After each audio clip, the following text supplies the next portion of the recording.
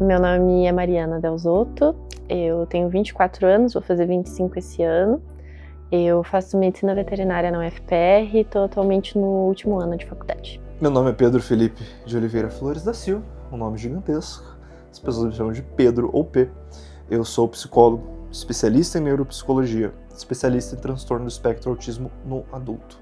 Eu tenho 27 anos e eu sou pai de uma gata chamada Sega. Meu nome é Cleverton, tenho 51 anos. O diagnóstico a gente veio bastante tarde, né? E então, na infância e adolescência, a principal característica que me fazia sofrer era as dificuldades de interação social.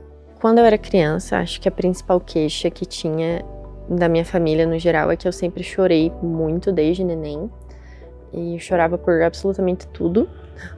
E ninguém sabia por quê, e eu não conseguia comunicar também por que eu chorava tanto. Uma criança autista não passou por um processo ainda muito forte social ao ponto dela começar a esconder as habilidades. Embora mesmo dentro disso eu já tenha umas dificuldades. O autismo no menino e na menina são autismos bem diferentes por conta da pressão social, por exemplo. A Mariana tinha algumas situações assim que naquele momento eu até, por ser leiga, também não sabia. Eu achava assim meio que manha ou meio que toda criança pode fazer isso. Ela, quando ia dormir na casa de alguém, passava algumas horas, eu tinha que buscar, porque ela não conseguia ficar longe, acho que principalmente de mim. Na infância e adolescência, nem na escola não havia conversa sobre isso. A mídia não trazia, né? De vez em quando me lembro de ver isso na televisão com relação àqueles que a gente chamava de que tinham síndrome de Asperger, né? Que eram considerados do espectro autista. Numa época em que se falava em tipos de autistas, então era chamado de um tipo de autista, o Asperger, mas por conta das altas habilidades que eles tinham. Memorizavam listas telefônicas, memorizavam códigos penais, né? Então apareciam essas aberrações, assim, né? Então eram expostos assim como figuras de circenses, né? Era uma coisa assim espetaculosa, né? Quando a gente fala de autismo, a gente fala hoje de níveis de suporte. Antigamente a gente falava de autismo leve, moderado e grave. Hoje em dia a gente não fala disso, porque o autismo leve é leve para quem? Não é para a pessoa que tem definitivamente. Então a gente fala de níveis de suporte. Se a gente pensa numa pessoa com nível de suporte mais alto, vão ser pessoas que vão ter uma dificuldade muito substancial para manter as relações, para conseguir manter um funcionamento em comunidade. Essas é mais fácil de perceber. Agora, você pega pessoas com nível de suporte mais baixo, você vai ter pessoas autistas que se tornam professores universitários, que se tornam palestrantes, que se tornam esportistas de alto desempenho. E onde é que está o autismo dessa pessoa? Vai estar nos pequenos detalhes.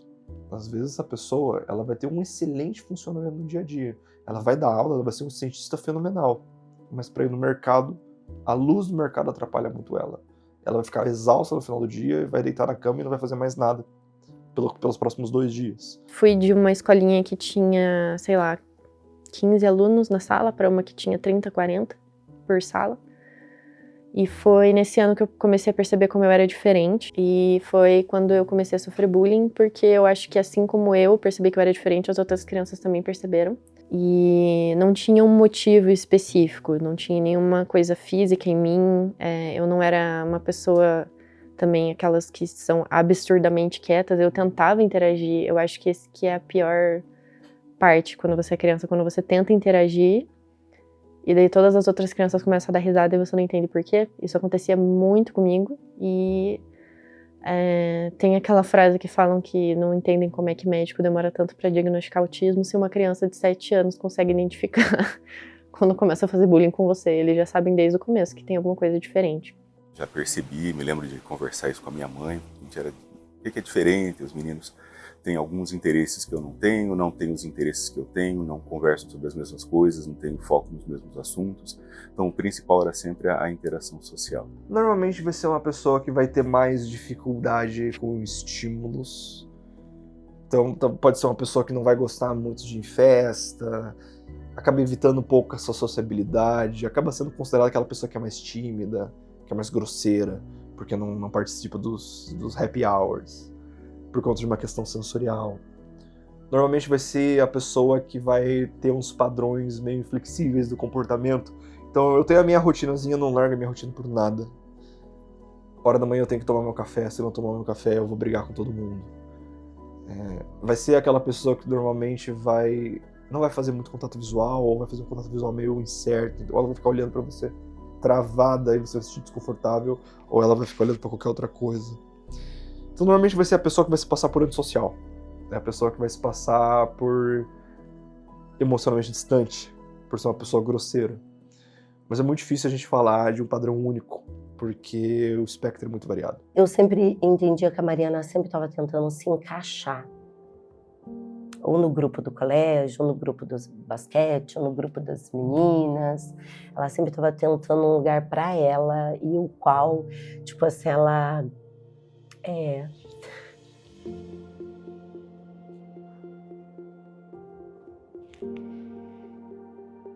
vou chorar também. É que a gente lembra e às vezes dói, porque, tipo assim, é um filho. Aí você começa a perceber que ele não se encaixa. Teve vezes, assim, que quando eu percebi, a Mariana acho que estava pesando 50 quilos. E eu percebi porque eu fui comprar um vestido para ela ir numa festa. Porque aquela coisa do colégio, da adolescência, você tem que ser magra. Se você não for magra, você não pertence ao nosso grupo. Na verdade, um certo alívio, né, de perceber, puxa, essas diferenças, né, que a gente percebe na gente, porque eu já era adulto, então já tinha uma bagagem muito grande dos sentimentos e modos de ação do meu jeito de ser em relação aos outros que não eram assim. Então, de repente, o diagnóstico ele só fez as coisas se encaixarem. Ele falou assim, olha, isso aqui tudo, né, que você percebe como estranho em você, é devido a uma condição que não é uma sentença de morte, né, que assim, é uma característica, justamente pelo nome transtorno, né, então é uma espécie de síndrome, né, tem uma série de características que se enquadram no termo transtorno de espectro autista. Então, essas características que eu tinha se encaixavam ali. Eu falei, então é por isso, né. Então, um sofrimento durante muito tempo de não saber por que era assim, de repente aquilo se encaixou, né, assim, do ponto de vista intelectual, de você saber onde é que você está, né, no mundo, né, das mentes, do mundo dos espíritos humanos, onde é que você está, né? Meu processo diagnóstico ele vem na ordem contrária que a maioria das pessoas pensam. Eu me formei psicólogo, me tornei especialista em autismo e depois me descobri autista. Mas as minhas primeiras suspeitas elas começaram via identificação. Eu estava participando de um congresso de uma doença chamada esclerose tuberosa. E a esclerose tuberosa ela é muito associada ao autismo. É um dos critérios diagnósticos da pessoa ter autismo. E como eu ainda era um aluninho, eles me deixaram para prestar atenção, para cuidar das crianças do evento que tinham a doença. Eu nunca fui muito bom com criança, eu acho que eu sou meio como lúdico, mas eu lembro que quando eu estava tomando conta do evento, eu vi essa cena ela fica gravada no fundo da minha cabeça, para a vida toda agora, em que eu lembro que eu vi uma menina que estava isolada, no fundo, entre as crianças brincando, ela estava sozinha. Brincando com um carrinho, que é um sinal bem característico do autismo, esse isolamento social, uma atividade repetitiva de ficar mexendo com a roda do carrinho. E eu lembro que eu mandei uma mensagem pra minha namorada na época falando: eu tô me vendo de novo na infância.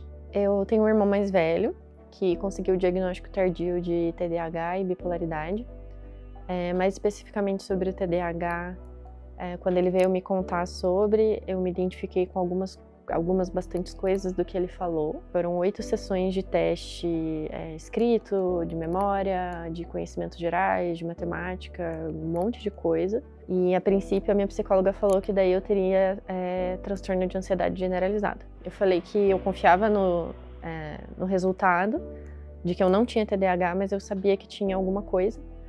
E por conta disso, ela pegou o laudo de volta, ela falou, então agora a gente vai fazer terapia mesmo, vamos falar da tua infância, da tua adolescência, e vamos ver se a gente consegue achar alguma coisa. E daí, a partir disso, a gente começou a terapia clínica mesmo, e em 2 meses e meio, a gente chegou no diagnóstico de transtorno do espectro autista. Quando a gente pensa em diagnóstico tardio, muitas pessoas falam, mas para que dar o diagnóstico se não vai mudar muita coisa na vida da pessoa?